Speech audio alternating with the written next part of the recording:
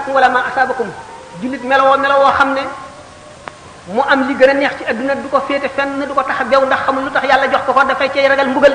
ëllëg ndax du mën a motal àq ja du mën a sàmmoonteeg la cay àq yàlla du mën a sàmmoonteeg lañ ko ca sant bu ko lu metti dalee it mu am yaakaaru ne suñu borom fàttiwu ma mi ngi may nattu kon daf ma bëgg a setal ba ma set daf ma bëgg a yëkkati sama daraja yawmal qiyaam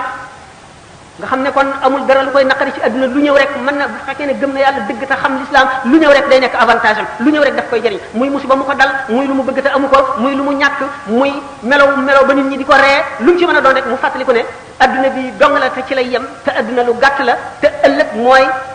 béréb ba nga xam ne boo fa amee lu neex dootu jeex ba mukk boo fa amee lu metti dootu ci jóg ba mukk mu xam ne kon